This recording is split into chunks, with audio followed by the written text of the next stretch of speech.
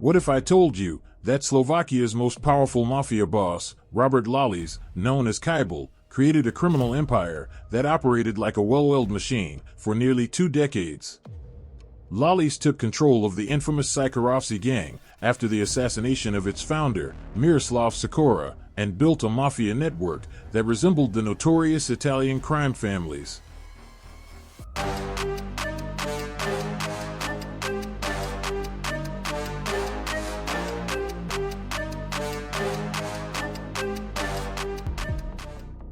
Róbert Lališ, a name that still evokes fear and intrigue in Slovakia, took control of the most powerful mafia group in the country's history after its founder, Miroslav Sikora, was brutally murdered.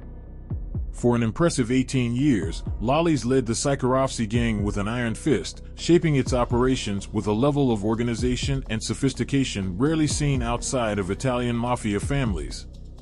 His reign over the criminal underworld left a deep mark on Slovakia, establishing him as the second most feared mafia boss in the nation's history, just behind the notorious Mikuláš Černík and his infamous entourage.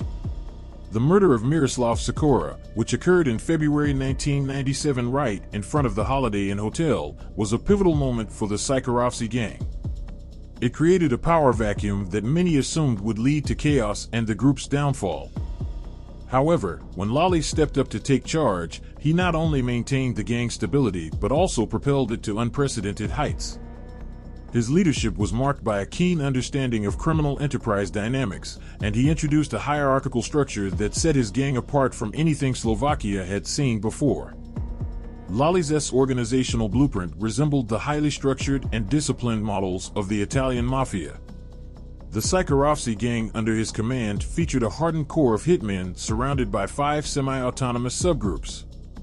Each of these factions was responsible for specific territories, including Bratislava, the Senig region, and Zahori.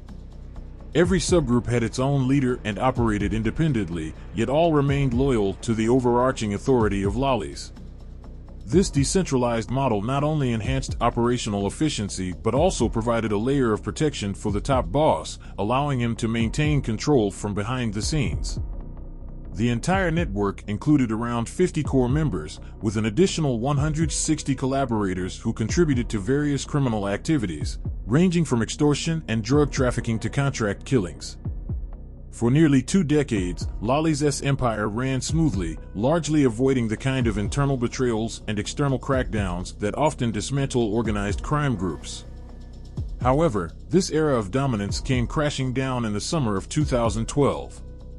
The first cracks in the syndicate's ironclad loyalty appeared when several members of the gang's hit squad decided to break their silence. Their testimonies were damning and set off a chain reaction that led to the issuance of the first arrest warrant against Lališ. What started as a single accusation quickly snowballed as investigators began to connect him to a series of murders. The list of charges grew longer, eventually linking Lališ to a staggering 19 homicides. Kybel managed to evade capture for over 3 years. However, thanks to the effective collaboration between Slovak authorities and their German counterparts, the fugitive's run came to an end in October 2015. The so-called Skull Hunters, elite officers tasked with capturing the most dangerous criminals, finally had a reason to celebrate. Those involved in the operation believed it was the final chapter for this feared mob boss. Yet, in Slovakia, certainty is a fragile thing, and what seemed like a closed case quickly unraveled into a nightmare for law enforcement. Kybel ascended to power within the Čajkovci gang after the murder of its founder, Miroslav Sikora, in 1997. He didn't just take over but meticulously restructured the gang, creating a powerful criminal organization with 5 distinct subgroups and a dedicated assassination squad. At its peak, the Čajkovci gang boasted at least 50 core members and maintained a network of over 160 collaborators. Their criminal enterprise was wide-ranging. They extorted protection money, controlled the drug trade, and managed prostitution rings. However, a particular faction of the gang specialized in executing hits, both against their own members and rival groups, accepting contracts for murders on demand. Despite his capture, Kybel's story is far from over. The Supreme Court of Slovakia has twice annulled his life sentence for 6 murders, and the case will be retried in the regional court in Banská Bystrica. Investigators attribute as many as 19 Mafia-style killings to his involvement, showcasing the sheer scale of his violent influence. The assassination squad, which operated under his direct control, included men such as Josef Rohak, Martin Bihari, Juraj Fijer, Ivan Kupper, Peter Havasi, Vladimir Kabadaj, and Uri Bilic. According to testimonies from former gang members, Kybal was not merely giving orders, he was often present at the murder scenes. One of the most striking twists involves Uri Bilic, nicknamed Kapady, who managed to avoid prosecution for the gang's killings by turning state's witness.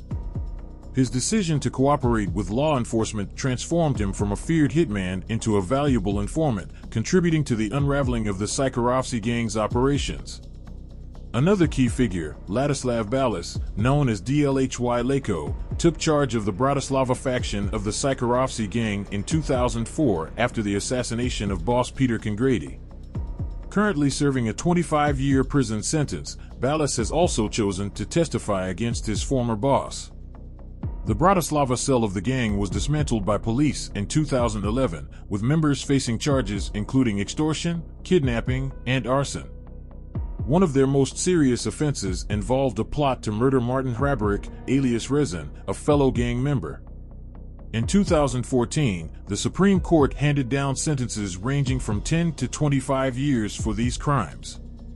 František Borbely, a man long considered to be the boss of the second Bratislava faction of the Sykorovsky gang, played a pivotal role in the gang's formation. His deep involvement in organized crime came to light when he openly admitted to establishing the criminal organization and conducting illegal drug trade operations.